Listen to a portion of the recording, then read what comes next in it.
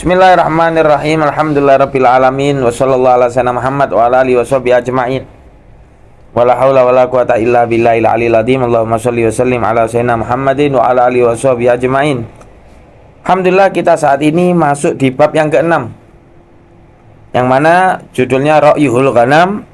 Rasulullah SAW ketika mengembalah kambing, wa safaratul ula ila Syam, dan safarnya Nabi, yaitu bepergiannya Nabi yang pertama menuju kota Syam.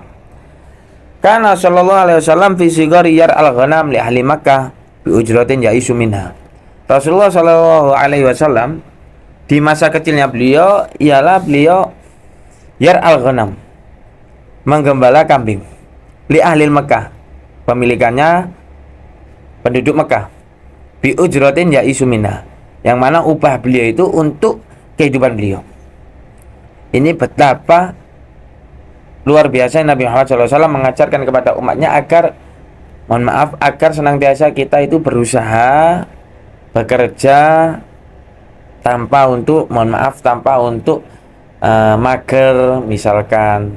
Tapi Rasulullah SAW mengajarkan kepada kita agar kita ini produktif, semangat, kemudian gimana caranya kita itu bisa bekerja mencari yang halal, kasbul halal.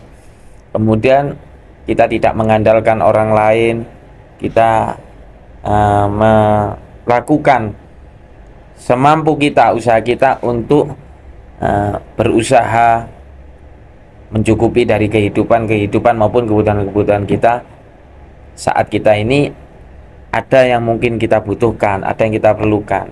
Dari hal inilah Rasulullah SAW mengawalinya sejak mulai kecil. Jadi Rasulullah ini bukan golongan orang-orang yang tidak produktif, tidak berusaha, enggak. Tapi Rasulullah mengajarkan mulai kecil agar kita berusaha. Walamma balagha tasi'ah, ketika Rasulullah sampai di usia 9 tahun, min umrihi, dari umurnya, safara ila Syam. Kemudian Rasulullah ini bepergian menuju kota Syam. Ma'ami Abi Thalib bitijarah.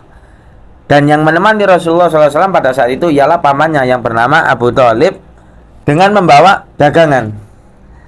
Walamma qaruba min Basra ra'ar rahib Bahira.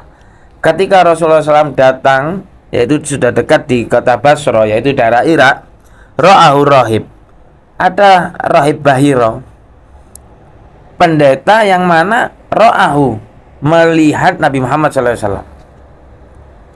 Fa'akhbaru ammahu, dan kemudian pendeta ini mengabarkan kepada pamannya, yaitu Abu Thalib, bi annahu sayakunu akhirul anbiya.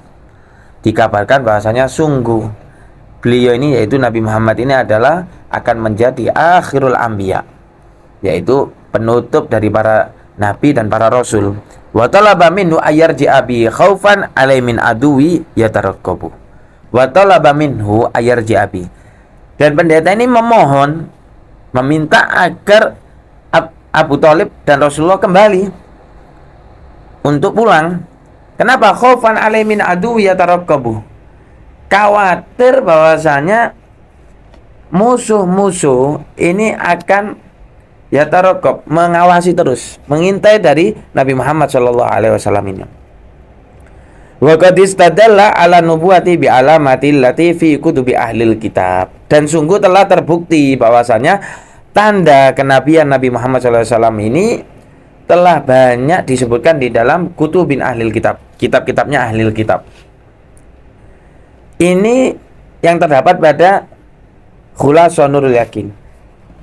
Dan kita saat ini kita tambahkan membaca di kitab Ar-Rahiqim Maktum, yang mana disebutkan ketika Rasulullah SAW ini menuju kota Basra bersama pamannya, itu yang bernama pendeta itu yang menyampaikan dan melihat Rasulullah SAW menyampaikan kepada Abu Thalib agar pulang, itu bernama, yaitu Waismuhu Jirjis, namanya adalah pendeta Jirjis.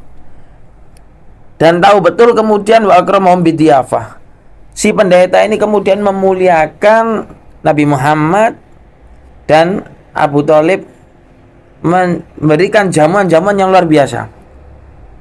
Tidaklah semua ini pendeta sudah mengenal dan mengetahui tanda-tanda sebagai penutup para nabi dan rasul yang terdapat pada diri mulia Nabi Muhammad SAW. Kemudian si pendeta ini mengatakan, faqala hada sayyidul alamin wa huwa akhidun biyadihi. Kemudian dipegang tangannya, diambil tangannya, hada sayyidul alamin. Ini adalah pemimpin alam semesta kelak. Hada yab'asullah rahmatan lil alamin, hada yab'asuhullahu rahmatan lil alamin. Dan inilah, yaitu Nabi Muhammad inilah yang diutus oleh Allah SWT sebagai rahmat, kasih sayang bagi semua alam semesta. Faqala Abu Thalib, kemudian pamannya bertanya kepada pendeta tersebut, wa ma'allamaka bidzalik, siapa yang mengajarkan kamu tentang ini? Dari mana kamu mengetahui tentang ini? Faqala innakum hina asraftum minal aqabah lam yabqa hajar wala syai illa wa kharra sajidan wala tasjudu illa li nabi sallallahu alaihi wasallam. Ketika dirimu memuliakan Nabi Muhammad sallallahu alaihi wasallam ini, pasti tidaklah semuanya itu akan mendapati yang mana hajar wala syajar, batu-batuan maupun pohonan semuanya akan bersujud untuk hormat kepada Nabi Muhammad SAW. Wala tasjudu illa linabi, gak ada mereka itu sujud kecuali kepada Nabi penutup para Nabi dan Rasul, yaitu Nabi Muhammad SAW. Wa ini arifu, dan saya mengetahuinya, bi khatamin nubuwah fi asfali utrif katifi mislat tufah, dan terdapat di bagian antara pundaknya sini, yaitu katif yang mana semacam tufah. Wa inna najidu fi kutubina, dan aku telah mengetahui, telah mendapati berbagai macam dari tanda-tanda para penutup para nabi dan para rasul, pemimpin Sayyidul Alamin, pemimpin alam semesta, kemudian yang diutus Allah sebagai rahmat untuk alam semesta ini sudah aku dapati di dalam kitab-kitab ahlul kitab. Maka dari itu meminta pendeta ini untuk kembali, agar Abu Thalib dan Nabi Muhammad untuk kembali, tidak melanjutkan perjalanannya, khawatir atas orang-orang Yahudi.